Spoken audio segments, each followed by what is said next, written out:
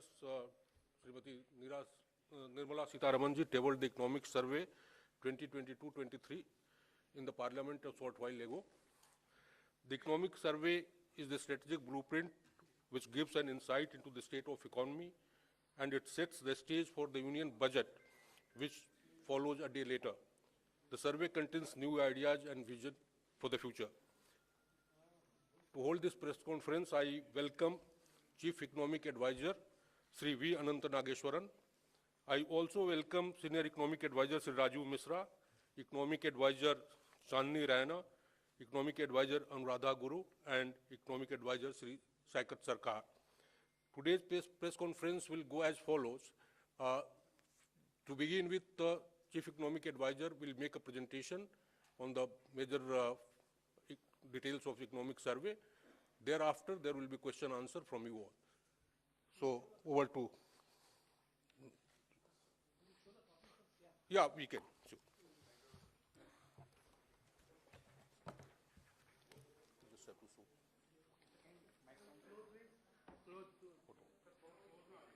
We can move it.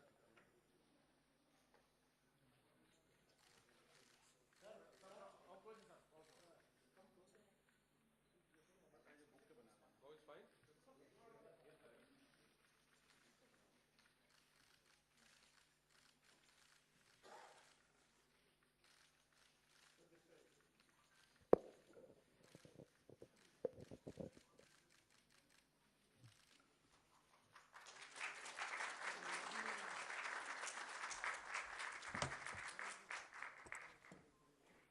So, over to you, Mr. Nageswaran, please. No, you can.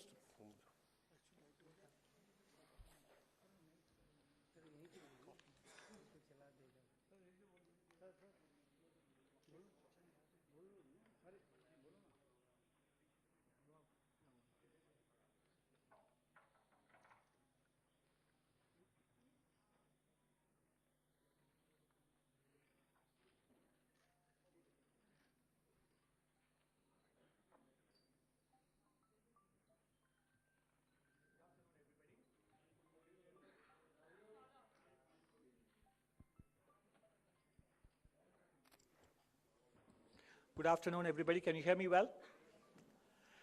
So we just spent 1 month of 2023, so you still have 11 more months to go. So I wish you all a very happy and healthy rest of 2023. This morning, we had the International Monetary Fund release its World Economic Outlook update. And they maintained India's GDP forecast or estimate for current financial year at 6.8, next financial year at 6.1, and importantly, for 24-25, they kept India's real GDP growth forecast at 6.8%. So they show an acceleration of India's GDP after a slight dip which they estimate for the next financial year. In fact, the presentation today is going to focus on this aspect, that India's GDP growth is poised to do better in the remainder of this decade, and that is the focus of this economic survey itself.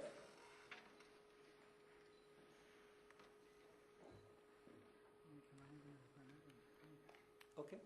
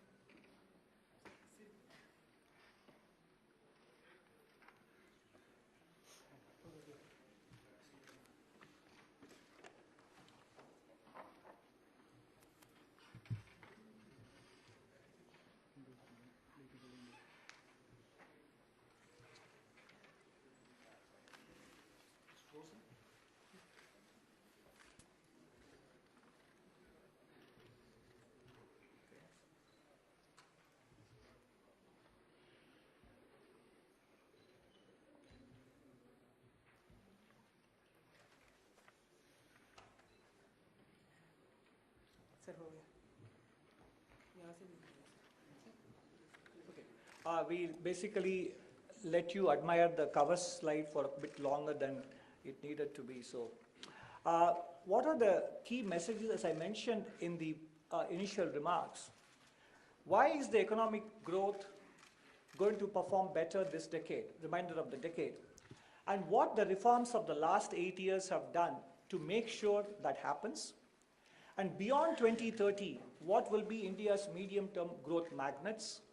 And finally, as we look ahead to 2047, what else and what more we could do to realize India's full potential in Amrit Kal? And if you look at the, is it moving properly on the screens? Okay, thank you. The survey looks ahead to the medium term because the pandemic response and recovery phase is over. In fact, chapter 1, the title itself says, State of the Economy, Recovery Complete. And therefore, after a long time, we have banking, non-banking and corporate sectors with healthy balance sheets, and they are ready to borrow and lend and invest. So we don't have to speak about pandemic recovery anymore. We have to look ahead to the next phase of India's economic growth process. So why is economic growth going to be better this decade? In order to look ahead to the future, we always have to first look back at the rear view mirror. Let's rewind the tape a little bit. What happened in the first decade of the millennium was a lot of optimism about BRICS economies. By 2002, balance sheets were lean and mean. Companies were willing to borrow, invest, banks were willing to lend. So leverage ratio in the corporate sector and in the overall non-financial private sector rose very sharply in the first decade. And it got to the point where the credit to GDP ratio in actual terms was much higher than the trend in the first decade of the millennium. That is what you see. The middle hump is basically actual credit GDP ratio was well above trend, and it persisted for a long time. And because it was quite well above trend and also lasted longer, naturally it led to a period of excess borrowing and excess lending, and the second decade was a payback time. So India went through a classic financial cycle, credit boom and credit bust, and this is not something new for the world. Every time you go through a financial boom and bust, it does leave its impact on economic growth, and that is what happened to us, especially in the second half of last decade. And you can see this here. Look at this chart. From 1980 to 2000, the bank credit to GDP ratio was roughly around between 25 and 30%. And then it jumped from 25 to 55, 60%, and spent the second decade of this millennium hovering in that range. This is the digestion process. So there was massive expansion. Remember, this is a ratio. GDP went up, but the bank credit expanded even more than GDP growth, and naturally such a big spike within a space of 10 years, what we could not achieve in the previous 20 years, naturally had to lead to some kind of a credit indigestion problem, which had to be adjusted in the second decade. And now that process of indigestion that has been sorted out, and the balance sheets are repaired now, and banks' non-performing ratio, whether it is scheduled commercial banks in general or public sector banks, they are lower now. And you can see that also banks have done so partly through recapitalization, raising fresh equity, and also through higher provisioning. So bank balance sheets are repaired, and that is why you see that in the credit growth picking up. You look at credit growth across sectors, agriculture, industry, services and personal sector, housing loans and car loans, etc. The growth rate is now sustainably above double digits.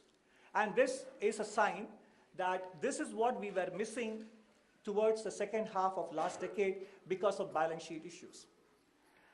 So to quickly summarize exactly what happened was 2005 to 12, credit boom that led to balance sheet stress later, phase of a higher non-performing assets due to past forbearance. And then, by the time we could repair, just want to leave one statistic with you. The non-financial private sector leverage ratio, debt to GDP, went up by 40 percentage points in the first decade, from 2000 to 2010. And from 2010 to 2018, it came down by 30 percentage points. And by 2018, that was kind of done, it had bottomed out. But before we could start expecting corporates to borrow and banks to lend, came the collapse of IL&FS and some housing finance companies. And by the time we got a grip on that problem, came the pandemic. That lasted 2 years. And then 2022, we had the commodity price shock and synchronized monetary policy tightening after a very long time in the developed world. So it's a case of balance sheet stress followed by successive one-off exogenous or external shocks that have basically prevented the impact of economic reforms pursued by the government on economic growth. We would have seen the results already, but for these successive one-off shocks on the back of a fairly large credit boom that turned into a bust. The reforms of the last 8 years, which I just now mentioned to you, basically spans multiple dimensions. It is not purely about economic reforms for higher growth. It is also about inclusive growth, financial inclusion, banking cleanup, the creation of the digital public infrastructure, which I think I'm going to talk about a bit later as well, and contribution to healthy India, ease of living, and continuing on to the next slide, physical infrastructure creation, facilitating investments, transparent taxes and tax administration, ease of doing business, and farmers' welfare. So broadly speaking, about 10 areas we have covered here. These reforms were happening even as the banking cleanup was going on. And this episode between 2014 and 2022 has a lot of parallel to what happened between 98 and 2002 as well. Then, as now, the banking system was coming out of an NPA crisis, and there were sanctions on India after the nuclear device was tested in Pokhran in 98, and deleveraging was getting on in the banking and corporate sector. There were 2 successive droughts. The technology boom ended, internet boom ended in 1999-2000, and the US recession followed, 9/11 happened.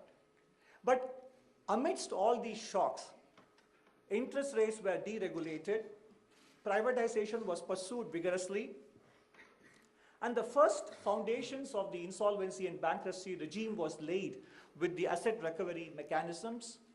The FRBM Act was introduced, and today's digital infrastructure, which we talk about, the foundation for that was laid with telecom reforms in that era. But obviously, there is a lagged effect for these reforms to show through in the data because underlying conditions had to turn favorable. We talk of public digital infrastructure.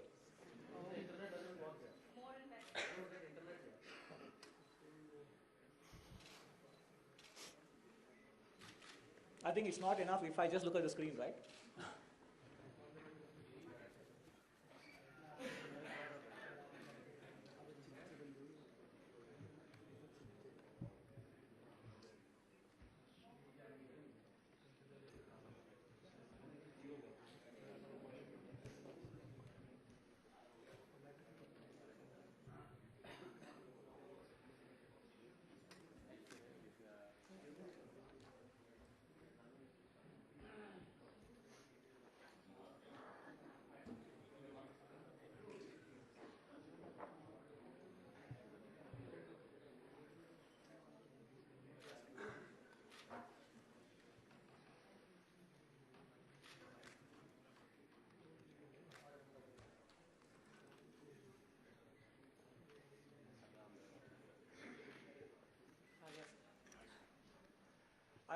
I'm reminded of what economist Joan Robinson said in the 1960s about India. Whatever you say about India, the opposite is equally true. That's what she said.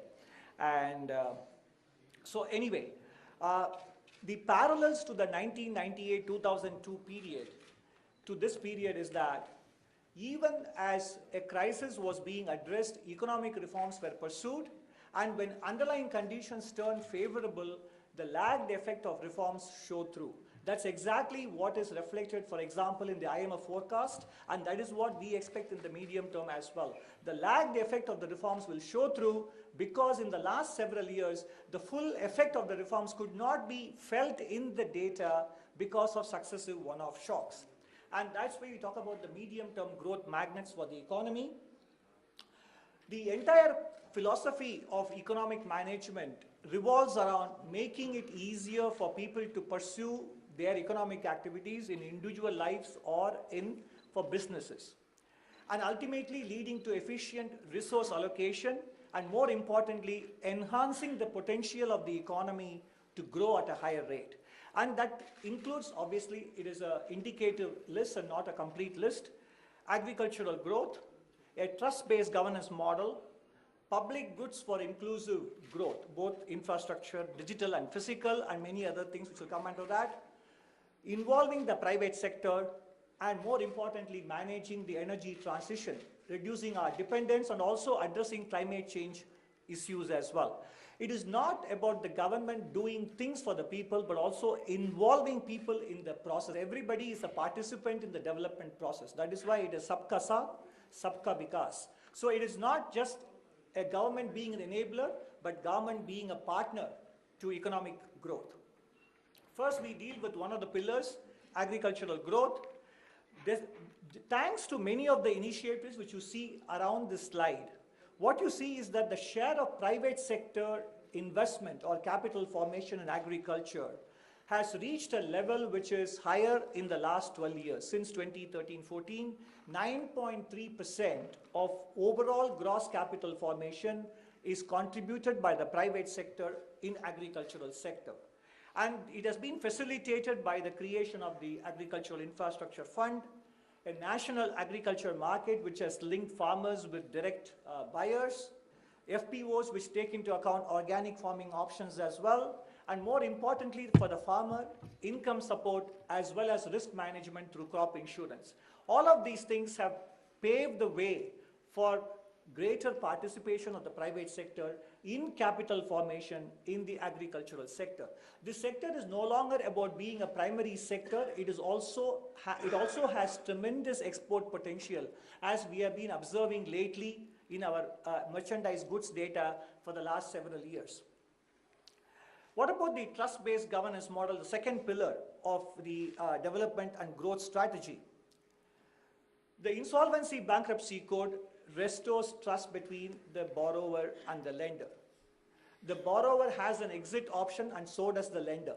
And that is the key to this. And the important thing is, more than 7 lakh cases, even before they come into the IBC process, have actually gotten resolved before they enter the process. And that is the most important thing, which doesn't get captured in the data.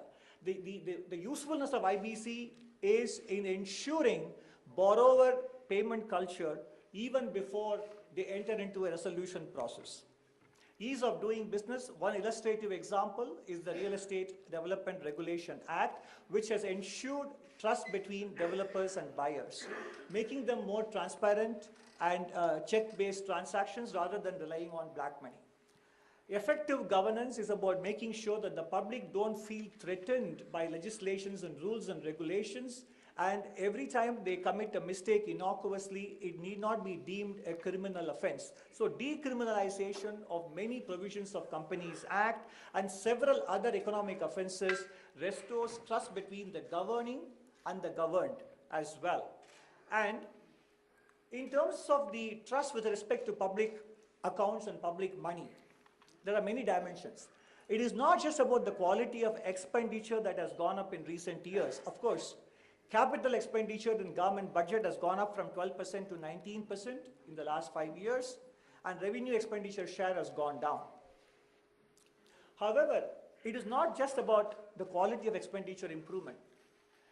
The way the government has become more transparent with respect to the budget deficit numbers, the prudential assumptions being made for budget deficit calculations, etc., expenditure management, making sure that public procurement is transparent and enables everyone to compete and have a fair shot at becoming a supplier to the government. All these things are part of fiscal and public expenditure management. Now, moving on to the more macro dimension of it, If you look at the last 16 years, there is much talk about today of India's high deficit debt to GDP ratio. You can see that among the countries that saw very little increase in the public debt to GDP ratio, India is one of them. India, Germany, and Indonesia in the last 16 years. In fact, you will see in the survey in chapter 3, we have done an exercise, a counterfactual exercise. In 2019-20, 2021 and 21-22, instead of the actual nominal GDP growth rates which we experienced, if only the economy had continued to grow at a rate of 10% nominal terms, the fiscal deficit and debt ratios would be a lot lower than where they are today. The point is, because of India's growth dynamics and the cost of capital being lower than the nominal GDP growth, there is enough scope for the fiscal parameters to improve in the coming years once we achieve sustained and steady growth as we expect. And that you will see in chapter 3 on the fiscal side. Creating public goods for inclusive growth, that is the third pillar. And it is not only about physical infrastructure, although it is an important part of it, in terms of the amount of kilometers of highways completed, electricity installed capacity. This is RBI showing that in 2011, if you put them as an index value of 100, where they stand today in 2020, excepting the case of railway track, which because much of it was laid already, and therefore even a 14% improvement in 9 years in terms of 8,000 kilometers added is a very big number. But in every other case, national highways or cargo handling capacity, the growth rate is 80% or doubled in the last 10 years or so. And on the softer policy side, apart from physical milestones, you have public-private partnerships, the national infrastructure pipeline, the national monetization pipeline, which will improve economic efficiency, as I mentioned earlier, and the PM Gati Shakti, which is still in its early years. The underlying purpose of it is to make sure that public investment projects get completed without cost and time overruns, and there is synergy between various departments such a way that sequencing happens naturally and logically, and therefore delays are minimized. So PM Gati Shakti is about reducing information asymmetries and making sure that government projects are executed on time and within cost estimates. The national logistics policy is an important cog in the wheel. Our export competitiveness is hampered by the fact that logistics costs constitute 14 to 15%.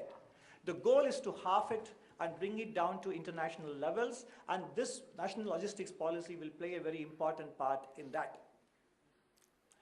The public digital infrastructure, about which now there is a lot of justified optimism on India, not only in the country but outside as well.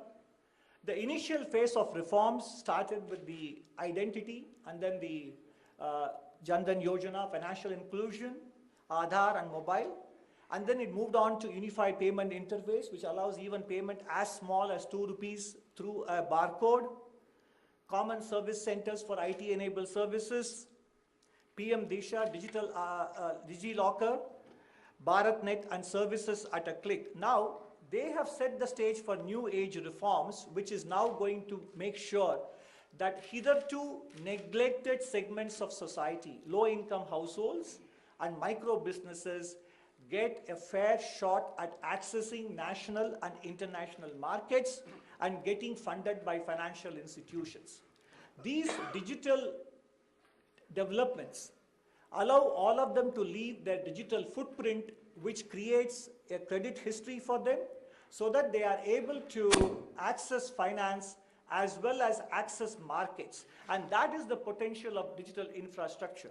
Even though it's almost 5-6 years old since the beginning, formal study of how much digital infrastructure contributes to growth is yet to be undertaken. But it is my belief that India's improved balance sheets and the digital infrastructure together will add anywhere between 60 to 100 basis points to India's potential GDP growth, which is what we were missing in the course of the second decade. This is an elevation and enhancement in India's potential GDP growth, because the baseline is assumed to be around 6% by many international organizations. But what is important is we have a financial cycle that was disrupted in the second decade. That is coming back. And we have the new development, public digital infrastructure. That is adding another 30 to 50 basis points. So together, these two developments add about 50 to 100 basis points to the trend growth which many organizations peg for India at 6%. And that is why my optimism is that in the coming decade, rest of the decade, the potential GDP growth without taking into account export potential, because the global economy is still rife with uncertainty, the growth rate could be around 6.5% to 7% rather than between 6 and 6.5%.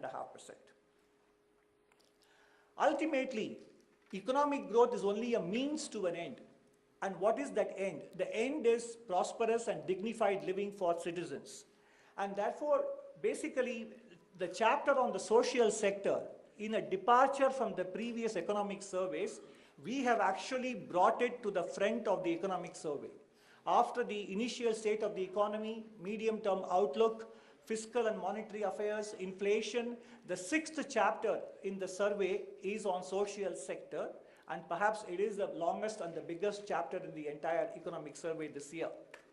And there is a reason for it, both in terms of its placement and its size, because the interventions made by the government have been substantial, and it is to make sure that no one is left behind. This is about inclusive growth. And as you can see here, and the survey, not only the full document, but the highlights also capture the elements of this with outcomes as well, ranging from electricity, healthcare, food security, affordable housing, drinking water and sanitation, all the way to cooking fuel, all-weather roads and skill development. Outlays have become outcomes, and they are covered in detail in the social chapter. More specifically, in terms of outcomes, you can see here, general government spending, both union and state governments put together. Education spending has gone up from 5.3 lakh crores to 7.6 lakh crores, and health almost more than doubled in the last 3 years. And other than health and education, we have gone up from 4.86 lakh crores to 8.3 lakh crores approximately. The outcomes are seen on the right side. Primary school dropout rate has come down from around 4.7% down to 1.5. The pupil to teacher ratio has improved from 34 to 26, and there are going to be 14,500 PM Shri schools to be established in the next 4 or 5 years. And while we are seeing the pupil to teacher ratio improvement happens, it is a matter of time before they also show up with respect to the cognitive and non-cognitive skill proficiencies of our students in the primary and middle school. Health and education are two important pillars of any family's life. So the gamut of health initiatives, starting from the National Health Policy on your bottom left, continuing all the way in 2022 up to Pradhan Mantri TB Mukt Bharat Abhiyan to end TB by 2025, National Tele-Mental Health Program. Of course, it will be a travesty if I leave out the successful COVID vaccination program. You only have to look at several other countries to understand how important a role this has played in ensuring a quick turnaround of the economy and restoration of normalcy in our own daily activities. 2.2 billion doses and still counting. And that is a success of the, not only the vaccination planning and execution, but also its role in economic recovery process. Again, it is not enough just to speak about the policies, but also important to mention the outcomes. Maternal mortality ratio has come down in the last 7 years, 167 to 97. Child mortality ratio has dropped from 45 to 32. And under 5 mortality ratio has dropped from 39 to 28. Because of these, and because of government's health insurance programs, a family that used to spend nearly 2/3 of health expenditure on its own is now spending only 48%. And stunting under 5 children is down by about 3 percentage points, and institutional delivery births have gone up from 79% to 89% in the country, which is a good sign, which means it will naturally have an important role in reducing both infant and under 5 mortality, as well as more and more institutional births happen. What about the private sector participation? Well, the tax cuts of 2019 played a big role in ensuring that the private sector was able to repair its balance sheets quickly and consider investing, about which I will show the evidence later. And this also has paved the way for production-linked incentive scheme to be implemented. This scheme is a very important strategic decision. If you look at the history of East Asia, there was active industrial policy that played a big role in them joining the first world within a space of a single generation. An industrial policy that does not so much as reward winners but punish the laggards is what East Asia did. And today India sees an opening in the global supply chain. Countries are willing to diversify, not only because of pandemic but also because of political reasons. Just in time inventory management has given way to just in case inventory management, and it is about friendshoring, etc. And therefore India sees an opportunity. There was a talk of India having prematurely deindustrialized. I would say that India simply had not industrialized enough. There was never a premature deindustrialization. Infrastructure was missing and manufacturing at scale was missing. These two missing gaps have been now plugged with the creation of physical and digital infrastructure and the PLI policy, which basically ensures that India is able to create global scale in local manufacturing for export markets. And the important thing to remember is PLI is a portfolio approach, and there is no payment in anticipation of performance. Payment of incentives happens after the units perform and deliver excess production over and above their benchmark. If they don't produce, they don't get the incentive. So it is a payment against performance and not payment in anticipation of performance. National monetization pipeline is going to unlock the productivity of public assets through leasing or outright sale, and this investment you saw in the privatization of Air India, and it is clear that the government also articulated its policy towards public sector enterprises, hoping to retain its presence only in core sectors and exiting non-core sectors. Foreign investment licensing norms have been liberalized. There is automatic route for more sectors now, 100% automatic FDI, and there is a single window facilitation portal, the outcome of which is seen in the actual gross FDI inflows. The blue line shows you. As a percentage of GDP as well, it has gone up from 2.2% to 2.6% of GDP. And ultimately, the various investments, whether it is domestic or foreign, have to translate into employment.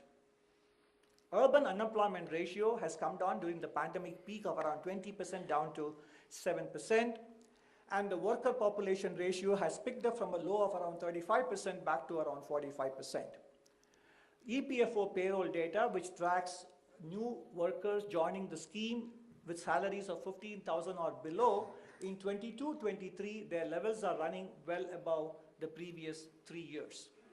And in terms of the facilitation of employment, the eShram portal provides a bridge between employers and informal workers, and the National Career Service has registered 2.8 crore job seekers and 6.8 lakh employers as well. So what is going to happen is that as the private sector investment begins to kick in, and as the construction sector comes back to life with rural migrants getting back to their urban employment opportunities, the employment scenario will pick up as it did in the first decade as well. In the first decade, the capital expenditure resulted in employment generation, and that is a phase that India is looking ahead to in the coming years as well. Micro and small businesses, we all know that India has a preponderance of micro businesses, but the recent changes in changing the threshold and also adding a new criteria turnover apart from investment, and more importantly, the provision of emergency credit line guarantee scheme during the pandemic have enabled that this sector remains in good health. And the evidence of it is what we see. GST paid by micro, small and medium enterprises didn't really flag or slacken in the pandemic year. They kept up. If anything, they registered gradual increases from 18-19 all the way to 21-22 as well. Energy transition. This is both a matter of security, energy security, as well as ensuring that India deals with climate change. India is well ahead of its target for renewable energy mix in the overall energy mix balance. And we have 8 missions now addressing climate concerns. We updated our nationally defined contributions in COP27, and there is a national green hydrogen mission launched, and the sovereign green bond, the first tranche of $1 billion was just auctioned. We got a better yield. They were able to sell the green bond at a 6 basis point lower than the conventional sovereign borrowing cost, and there will be one more coming in the current financial year. All these issues are covered apart from the global dynamics of climate change, etc., in the chapter on climate and environment. Of course, for most of you, while the medium-term picture is important, for some of you, obviously, what is interesting and what is exciting from the point of view of near-term attention is what is the growth rate that the survey projects for the next financial year. So we are now, after having discussed the medium-term prospects, which are now looking good because cleaned up balance sheets and reforms are going to have a lagged payback. Where we are today is that the numbers which we have up to the end of second quarter in September, July to September, the momentum is continuing in the economy. If you look at the industrial production, consumer durables, infrastructure and construction goods and manufacturing, they are running at a rate better than they were in the previous 2 years. And the middle portion is very important. 10 out of 10 sectors in the private listed company space, all these sectors, investments undertaken by companies in the first half of 22-23 is higher than what it was in the first half of FY 21-22. On the right side, what you see is a proxy for contact-based services, leisure, tourism, hospitality, domestic and foreign travel. All of them we are trying to proxy with this one number, showing that by and large, air passenger and cargo traffic are now running at more than 90% of the pre-pandemic levels. And as I mentioned earlier, credit growth is picking up across different sectors, MSMEs, large industry, services, and non-food credit. All of them are growing at more than double-digit rates. And even NBFCs, as you can see on the right side, their credit disbursal is also rising. And in general, credit to MSMEs is now on an average has grown at around 30% since January 2022. And not only the banking system, but also the non-banking financial corporations, their non-performing assets are lower than they were 15 months ago or 18 months ago. Therefore, the survey projects the economic growth rate to be 6.5% for the next financial year, and the range we have projected for the outcomes is between 6 and 6.8%. Baseline is 6.5, the range is 6 to 6.8. Some of you might think the range is asymmetric in nature, and it is deliberate. Because we do understand that the global political and economic environment remains still rife with uncertainty. We have many known unknowns as well as unknown unknowns, and we also do not know how the speed with which global economy recovers will lead to the kind of inflation pressures that we saw last year. China reopened fairly rapidly, and as of now, the United States economy looks set to avoid a full-fledged formal recession, and therefore this January already we have seen crude oil prices and industrial metal prices higher than they were at the end of December. From the Indian standpoint, a moderate to somewhat significant global economic slowdown will be on balance a better outcome, because it would lead to lower commodity prices and a cessation of interest rate tightening in the developed world, weaker dollar, etc. Therefore, in order to make sure that we fully accommodate the downside risks, the band has been kept at 6 to 6.8 and the baseline number at 6.5%. This number is very much in line with what international organizations have predicted, including what the IMF said this morning.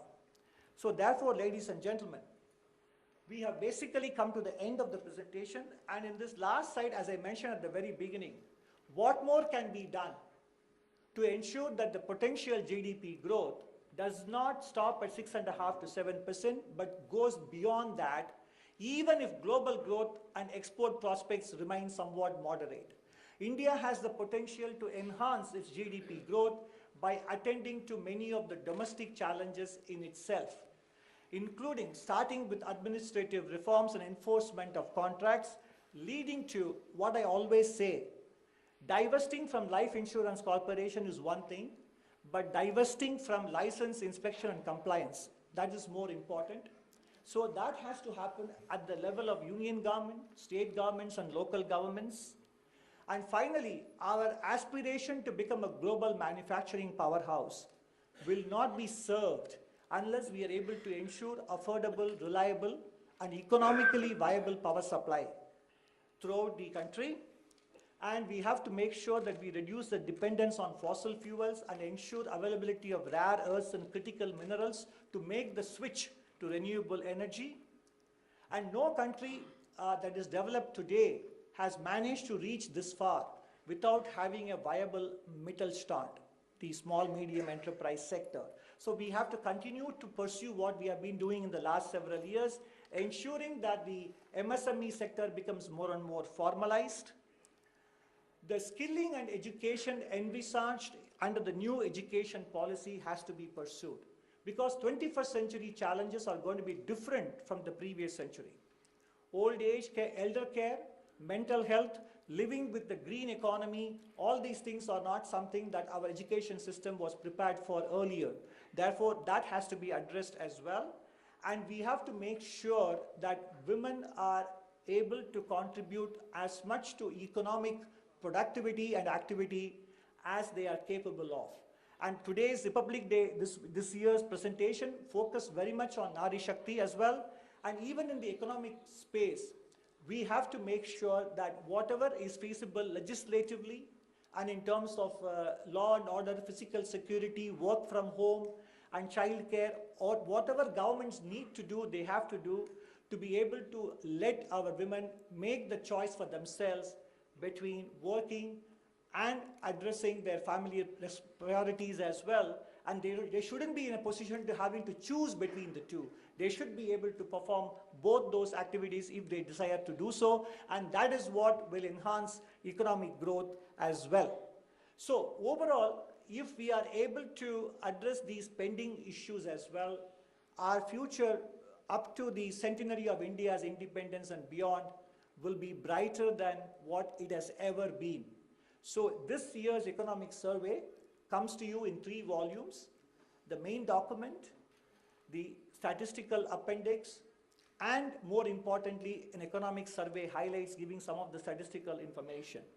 And many of the charts and the tables which are there will be uploaded as Excel files as well for you to download and look at the data yourself and make use of them. So I hope this presentation has given you a glimpse of what the survey contains and has whetted your appetite to dive deeper into the parent documents. Thank you for your patient listening. Thank you.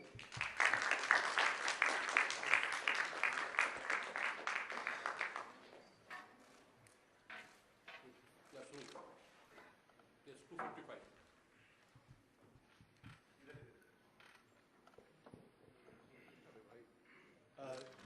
First of all, many congratulations on the presentation.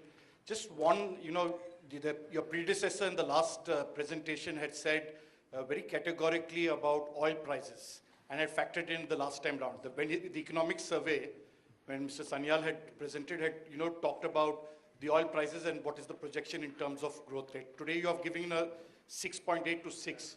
Where do you see the oil prices and how much will that be a factor in the overall situation? No, it is difficult for us to give a prediction for the oil price. RBI takes a number that is below $100 per barrel, and we can live with that number and be able to achieve the growth rates that we have projected in the survey. So therefore, at this point, it will be difficult for me to come up with a precise number because the uncertainties with respect to the oil market are tremendous. We can only talk about it. As long as they stay at a number that is less than $100 per barrel, I think the real GDP growth projections will remain undisturbed.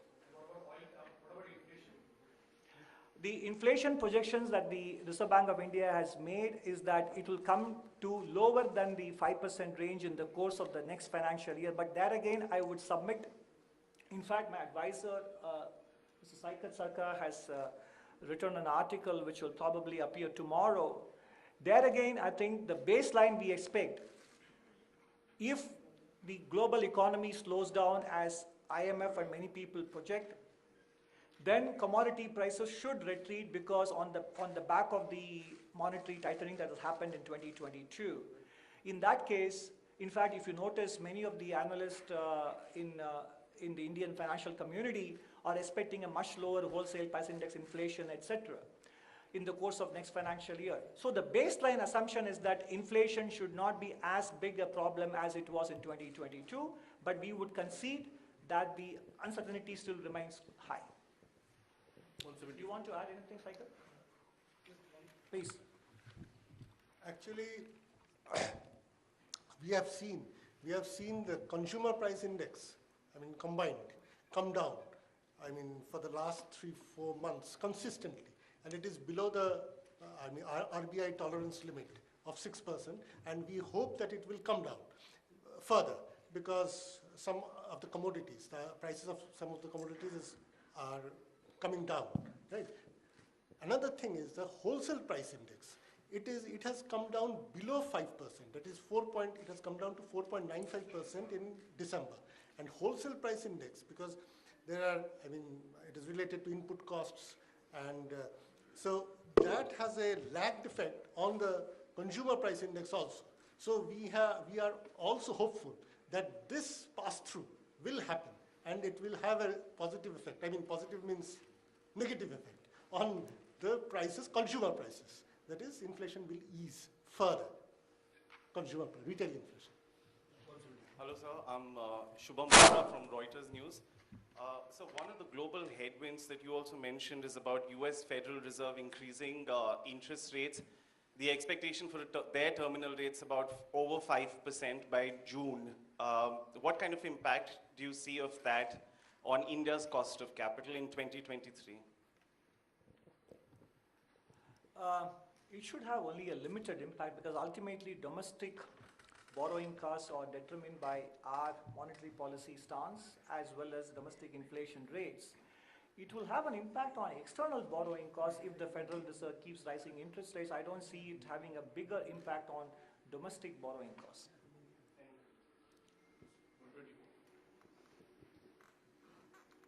Good afternoon, sir. Sapna here from CNBC TV 18.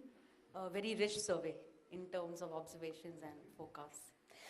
So quickly coming to your outlook for FY24. So you've given a range. You have also mentioned the real number at 6.5 and nominal GDP by 11%.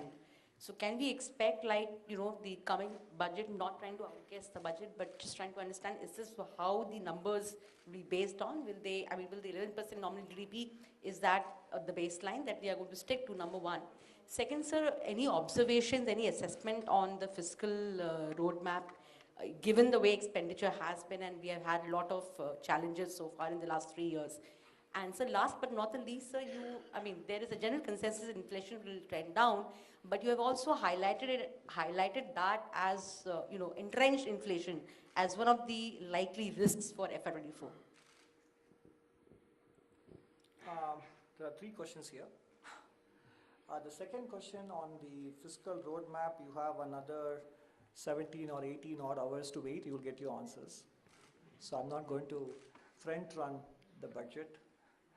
And as far as inflation is concerned, I think we did answer in response to an earlier question that by and large, we expect inflation to be well behaved for 23-24, but there are upside risks.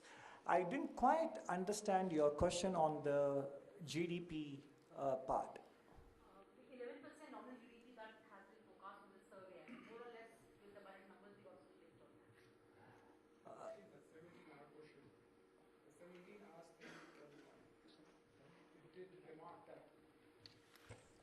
just reiterate what CS said, we have to wait for the budget. Because you're saying baseline 11%, so it could be higher. Sorry? You said baseline 11%, so it could be higher. Just trying to figure out whether this is what the government will work with this nominal base for the entire year. As I said, it will all become clear in 18 hours or so, I think. So I'm Monica from the New Indian Express. So China is already facing a risk of slowdown, and economies of Pakistan and Sri Lanka, they are also in doldrums. So what do you make of the crisis in our neighboring countries? And also these concessional corporate tax have not been able to trigger new investments in India. So what do you think, what are the reasons behind this? So we know very well that India has provided enormous assistance to Sri Lanka in 2022, and recently also you might have read the reports that we have given the financing assurance to ensure that their debt sustainability is achieved. While we are watching the developments in the neighborhood, we don't have any comments to offer at this stage on them. As far as China is concerned, yes, they have reopened after zero COVID policies, and this morning we noticed that the IMF has increased their growth forecast, and naturally we are looking at the implications it has for commodity prices and overall inflation and supply chain potential disruptions or otherwise. So we are tracking the developments not just in the region but globally for what they will have in terms of implications for our own output and inflation management. Now, as far as the lower corporate tax rates and their implications for investment, I showed you that in the last 2-3 years, we did have to deal with a global pandemic. Naturally, that raises uncertainties, and barely had that got over, we had the commodity price shock. So naturally, businesses will be relatively cautious. But in spite of that, if you look at the data, for the first half of the financial years, 2021, 21-22 and 22-23, private listed companies' investment numbers in nominal rupee terms have been increasing, and that is what I showed in 10 out of 10 sectors. So capital investment by the private corporate sector is beginning to kick in despite several shocks coming one after the other. So once these shocks dissipate, I do expect India's credit and capex cycle to gather even more steam than what they have today. Good afternoon, sir. Congratulations to you and the team once again. My question is that the economic survey also mentions of the challenges and cautions the challenges on rupee depreciation further. So does this mean there could be a further policy tightening that could be expected? I also have a second question. You did talk about the IMF expectations. Now, they've also predicted a global slowdown when it comes to the next fiscal year. So, what, do you see the fear of global recession? If yes, how are we going to tackle it? Thank you.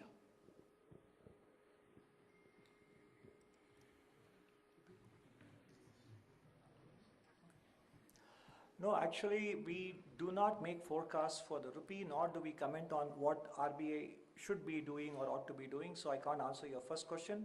Basically, rupee in general, if you look at this year, financial year, has performed reasonably well, in line with other emerging market countries who have done or even better. And to the extent that the markets expect the tightening in developed world to achieve some sort of a pause in the course of calendar year 2023, then emerging market currencies, including India, will do better. Now, your second question was about global recession. I mentioned in my remarks as well, we don't have a forecast for the global GDP growth. But I mentioned that on balance, between normal global expansion and a global slowdown from the Indian external account point of view in terms of imports and exports and our current account deficit, a global slowdown in today's context would serve us better than a global economy that is re-accelerating, but it is not in our hands. We just have to deal with it as an exogenous factor and respond to it as ably as we did in the course of 2022. this is Deepak Mandal from New Indian Express. Yeah, so sir, you said that for the rest of the decade will grow at 6.5 to 7%. My question is it good enough to kind of create that kind of job that we are expecting or the kind of better life that we hope to give to the citizens? And do you think we have given up on the hope of more than 8% growth rate? So employment generation is an important policy goal. Several initiatives have been taken. And in the last several years, if employment growth was not as commensurate as we would have expected, it is because exactly for the reasons that I went through in the presentation, we have come through a period of multiple shocks and balance sheet stress. Now that one by one we have addressed these issues, and as soon as the global conditions also become more benign and less hostile to us, some of the parameters that we expect to see in the economy will manifest. Now, have we given up hope of 8% growth? No, I did specifically mention in my, towards the end, that even without export growth kicking in, we can strive for and be able to achieve 8% growth if on top of what already has been done, several other additional dimensions are addressed as well. The reason why we shouldn't be looking at 8 or 9 at this point is the difference between the first decade and now is that in the first decade, the global economy was booming and now it is not. And in the second decade as well, in spite of the aggressive, unconventional monetary easing in the developed world, economic growth was not to the extent that they would have anticipated. And that is one of the reasons why export performance in the second decade wasn't as good as in the first decade. So we are being prudent in not assuming that exports would be such a big contributor to growth as it was in the first decade. But if it does turn out to be wrong and the global economy does better, and given India's services growth and the manufacturing capacities being created and the efforts to plug ourselves into global supply chains succeed, and if export growth also kicks in, that will definitely see our potential growth rise from 7% towards 8%. So,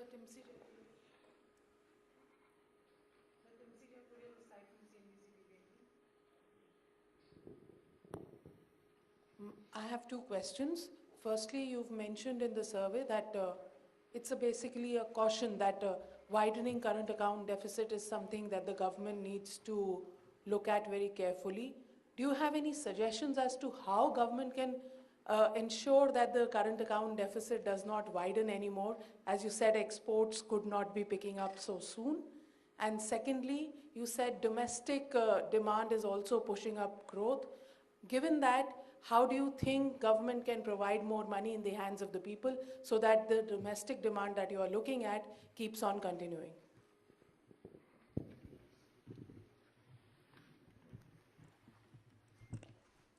So our current account deficit, I think, has been marred more by the merchandise trade going down, but services are still being robust, and yes, even the first half of FY23 is showing good growth in services, as well as remittances, which are also a very positive development on the CAD front. So these two things going forward, we are expecting that CAD would be in a reasonable range, and even RBI governor has recently mentioned at a forum where he's talked about manageable current account deficit going forward. So,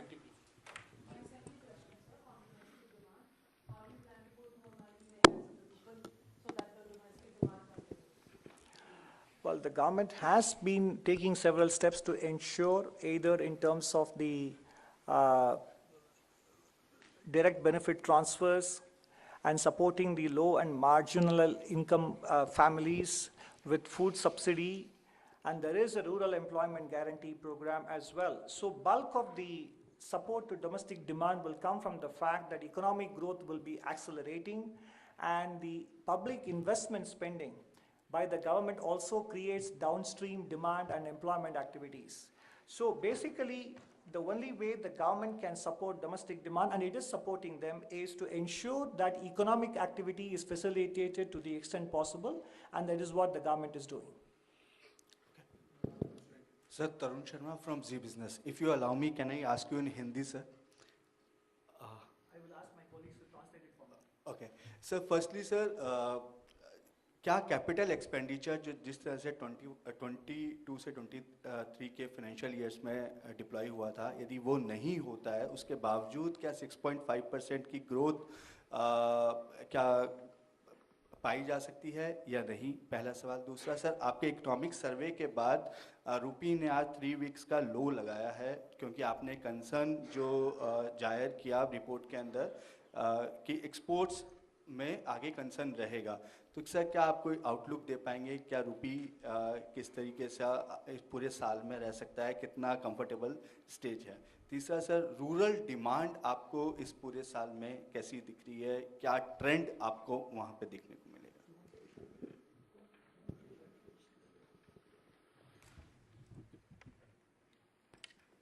I'll start with the second question first, where you are suggesting that कि or was it the first question कि capex अगर नहीं रहे तो 6.5 हो पाएगा कि नहीं? देखिए, capex एक certain level of equilibrium में पहुंच गया है, and government is at liberty to decide कि उस level पे क्या करना है, which will come out in tomorrow's budget. But independent of that, we are looking at the rebound in private consumption.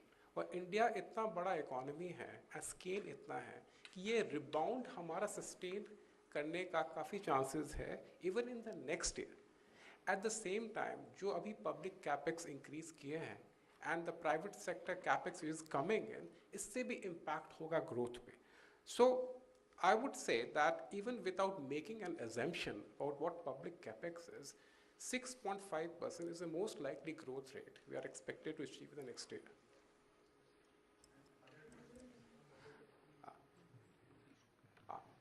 Regarding the, I think you also mentioned something about the value of the rupee, given the fact that exports may not be so encouraging.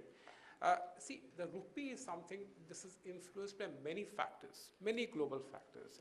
And RBI does a very good job in calibrating the value of the rupee, and it understands the importance of the economy as to the level of currency that should be an equilibrium currency. But of course, if there are adverse factors, we have to go by, because remember, we are on a floating exchange rate. We cannot be controlling the rupee. So as such, if at all this is happening, we'll see as we go forward as to the best measures that can be taken.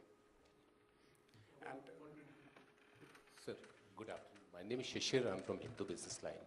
Sir, my question is that when you are talking about potential growth rate of 6.5 to 7%, what are the three major headwinds which could affect this 6.5 to 7%? Of course, you are also talking about the tailwinds, sir, but what about the headwinds, sir? At this point, the headwinds come primarily from global factors, because what really holds back the growth rate is the fact that our net exports are negative, because we do depend on external markets for critical inputs. So crude oil price and primary commodities, their prices in general, because last year we saw that food, fuel and fertilizers, all three of them went up in price. So definitely geopolitical developments that further disrupt global trade or send commodity prices higher, those would be primary headwinds to our economic growth projections. So Meghna Mittal from ET Now. I wanted to ask you that do you think will India need to aim at higher deliverables under revenue and expenditure heads going ahead if they want to mitigate the impact of external headwinds? Will India need to do what? Aim at higher deliverables under revenue and expenditure heads, because higher deliverables? Yeah. Not sure I understand your question. Higher revenue and expenditure going ahead in the next financial year, because external headwinds will definitely impact the growth. So are you basically trying to say that should fiscal policy support growth Yeah, if external... increased expenditure and also increased revenue we should aim at. Well, I mean, fiscal policy has supported growth by ramping up public investments in the last several years. And you will see tomorrow whether what the government has decided with respect to that. And more importantly, at this stage, as we said, if you look at the data, private consumption in the first half of the current financial year, if you look at the macro data, is actually at a very healthy level, and it is picking up as well. And I showed in my slides that private corporate investments is picking up. So I think the time has arrived, barring again global shocks, for the private sector to take over the baton of running with economic growth. Because as long as the banking system was nursing its balance sheet, and so did the corporate sector, the only sector that could borrow, to which banks would be feeling comfortable to lend, was the government. And that is the reason why government took it upon itself to do the public investments. And not only support growth in the present, but also provide a durable foundation for the future. That has been done, including taking care of national security needs and the pandemic-related expenditure, etc. Now, clearly, the government will continue to do what it has to do, because infrastructure investment doesn't stop with the last few years. It is a growing country. It will need more investments. It will continue to happen. But between the two, the time has probably also come for the private sector to take on the baton of contributing to economic growth. I have two questions. First one, you talked about the tale of successive shocks. I don't know whether the demonetization, which people say, has impacted informal economy in a big way. Was it caught in your entire system, or it was not put in their perspective? Second thing, how do you look at Adani crisis that is happening? You talked about everything that's also happening now. Maybe the document was prepared much before it started. Stick to the economic survey today. Sir, economic survey में सारी बात हो रही है, ILFS हो रहा थी कैसे नहीं होगा? That's why I'm asking. You can respond to it, sir.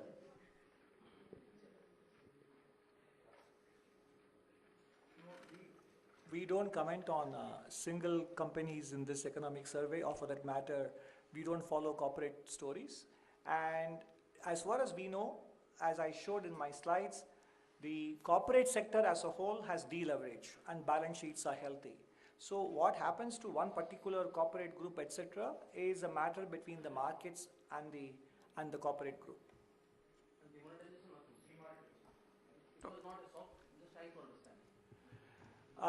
There are academic studies that showed that the impact, if anything, was fleeting.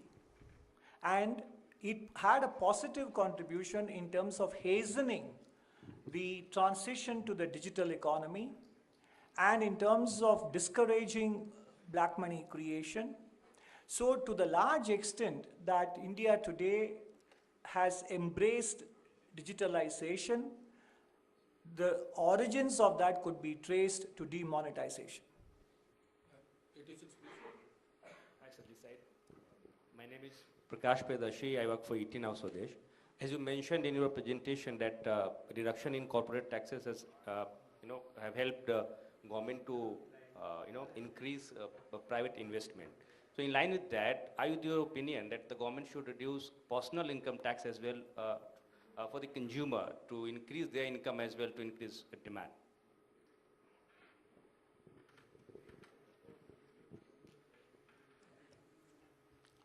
No, I think the direct taxes were indeed rationalized, personal income taxes in the last couple of years. People now have the option to file their income tax return on the old system as well as the new system, which have lower rates and fewer exemptions.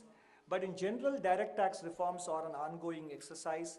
But ultimately, I think the government also, in the course of the pandemic, has created enough safety nets and umbrellas for the poorer and lower income households.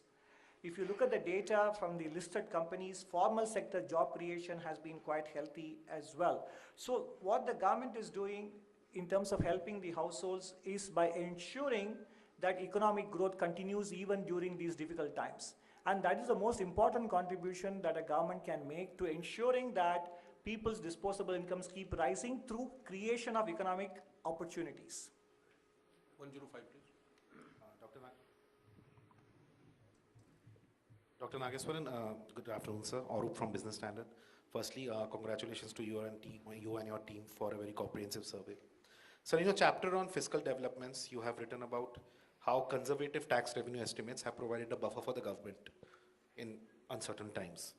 Now, given after 2 years of robust tax collections, tax growth, there are expectations that the growth in tax growth in FY24 may not be as robust because number one, because of a high base, and number two, because the global slowdown and recession in the West will impact our economy in certain quarters and hence our tax collections. Do you think there is now time for more realistic tax growth projections rather than conservative tax growth projections? Thank you, sir. Why don't you wait until tomorrow and judge for yourself? 174, please. Hi, sir. This is Shivangi from Reuters. I want to touch upon a comment that's in the survey on inflation, which says that inflation currently is not high enough to deter consumption, nor too low to deter investment. So in that said, would you say that there is any sense of urgency in inflation, in ensuring that inflation returns to 4%, which is the medium-term target? You see, in that particular sentence, we are indicating that we are not very far above the outer bound. And we are steadily entering, and going forward, our average inflation will be less than 6%, which is the most desirable thing. As of now, consumption is so good. In fact, in the since 2015, the private consumption to GDP ratio has been the highest in H1, which means that inflation as such is not such a big deterrent as it being made out to be for restraining private consumption. Investors at this moment would be looking forward to their real rate of interest, which is manageable.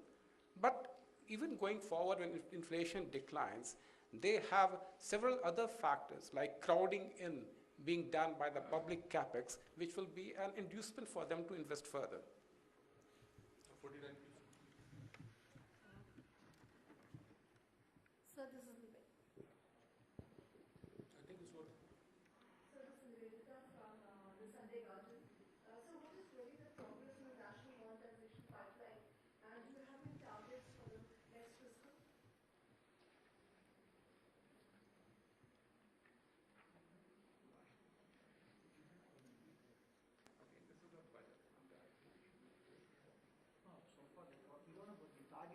We don't have a number for the national monetization pipeline targets for next financial year.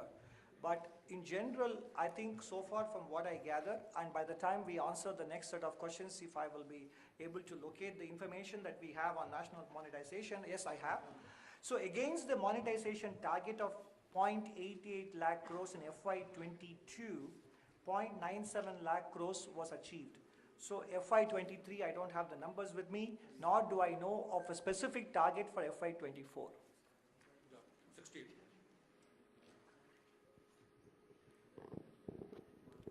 Hi, sir. Siddharth from Money Control here. The survey says that you expect the monetary authority to be as proactive and vigilant in FY24 as it was in FY23. Given that the inflation challenge is going to be, well, significantly lower in FY24, do you think that there's a possibility that rates could come off in the next financial year? Domestic policy rates? Yeah. That is better addressed to Fort Road in Mumbai. 63, please. Hello sir, मेरा नाम महावीर सिंह है, मैं freelancing करता हूँ। मैं जो मौजूदा स्थिति है अंतर्राष्ट्रीय अर्थव्यवस्था में अनसर्टेनिटी बनी हुई है, विदेशी मुद्रा भंडार के मोर्चे पर क्या कोई चिंता है सरकार के लेवल पे कि विदेशी मुद्रा भंडार काफ़ी समय से जो कम हुआ है वो उसमें कोई वृद्धि नहीं हो रही है, क्या पोजीशन है, क्या लगता है सरकार को?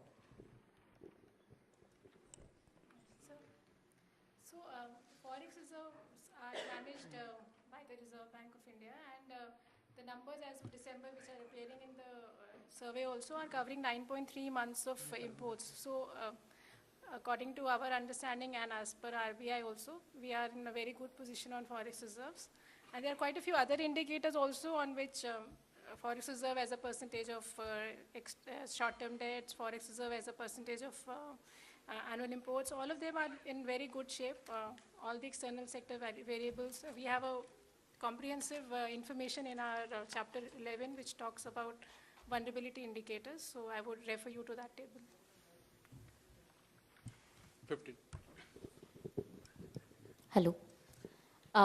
Good afternoon, sir. Janani from BQ Prime. So just would like to get some understanding on the PLI scheme figures that have been given. It is said that 47,500 crore has been for FY22. But can we get a sense on which sectors have been leading this, considering that they were launched at various times, timeline for each particular category among the 14? And the same thing for also the jobs that have been said to have been created, about 3 lakh jobs. For details on specific sectors and at what stage would the investments kick in and what kind of targets they are pursuing or being asked to deliver on, you are better off consulting DPIIT. And what I can say is that in general, we must remember that bulk of the 14 sectors was announced in the course of 2021.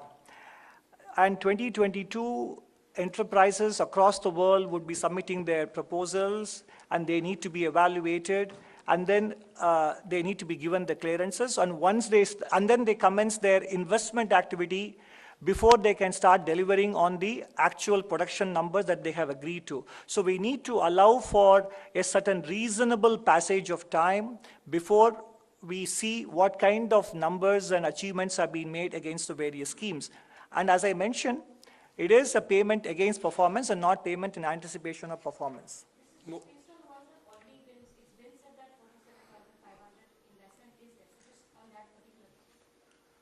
So in the highlights, we have provided some information based on what is available from DPIIT and how the targets that they had set for financial year 22-23 are well on track to be met. And it is there in the highlights. The survey has said that the agricultural sector has done well, but it needs some reorientation in terms of the challenges like climate change and high input cost. So, sir, what kind of reorientation you would be likely to suggest? Any comment on that?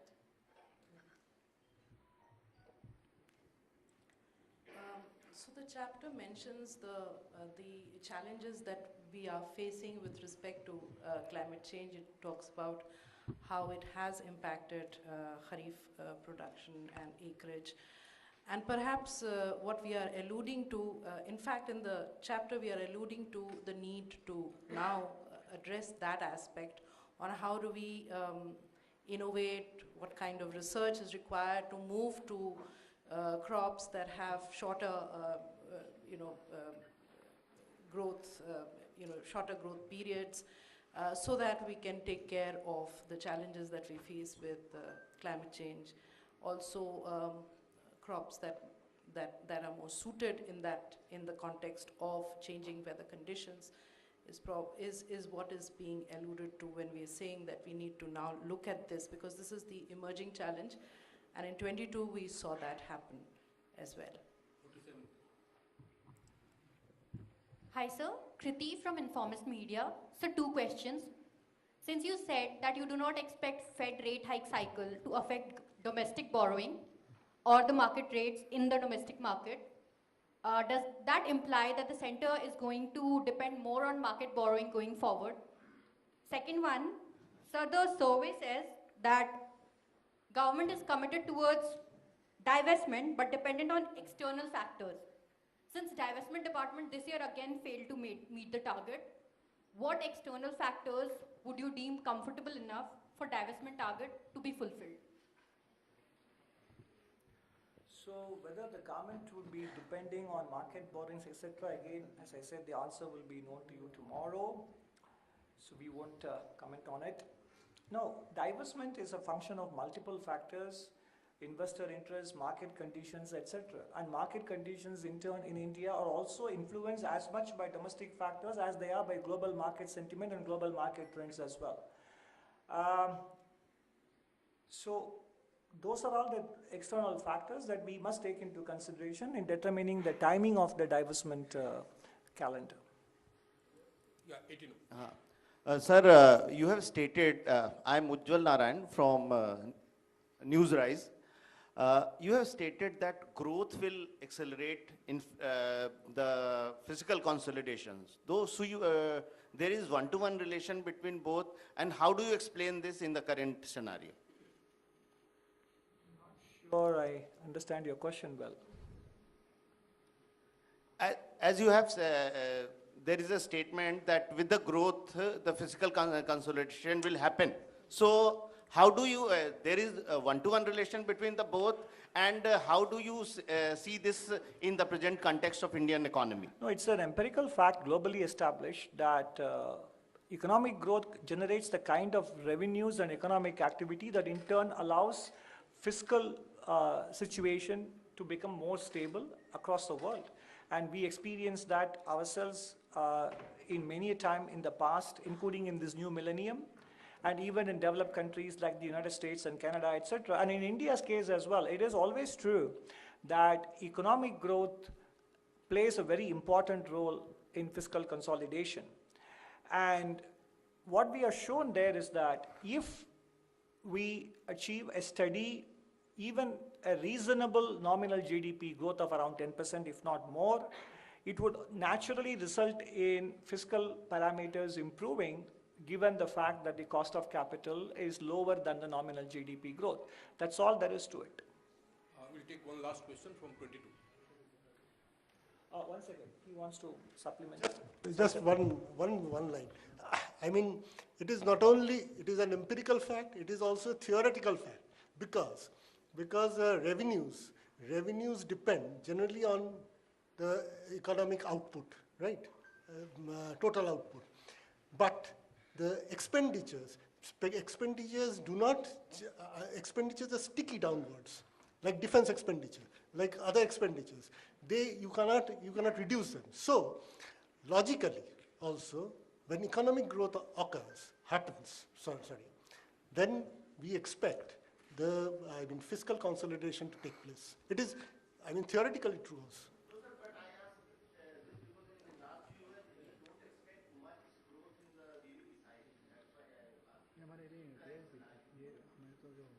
Pardon?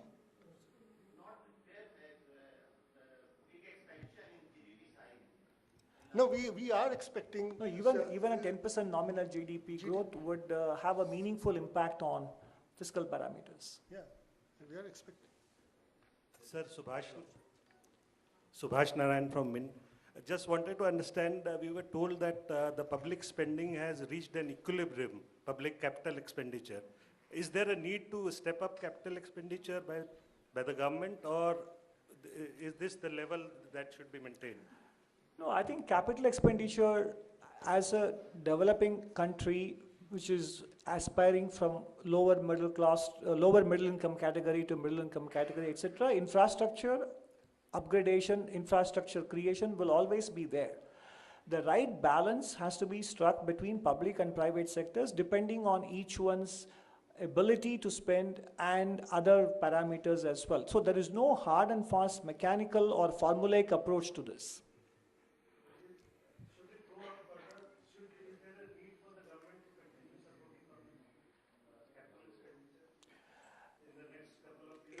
The answer would vary depending on the context of the economic cycle. The government, I responded to an earlier question also, that in the last several years, because of balance sheet considerations in the private sector, and because banks wouldn't be lending to more, let's say, riskier borrowers, given their own balance sheet problems in the banking system, the government took on the mantle of continuing with public investments and ramped it up quite significantly in the last several years. That pace, whether we should continue at that pace or some of the burden should be shared by the private sector, is a matter that would be determined by economic circumstances.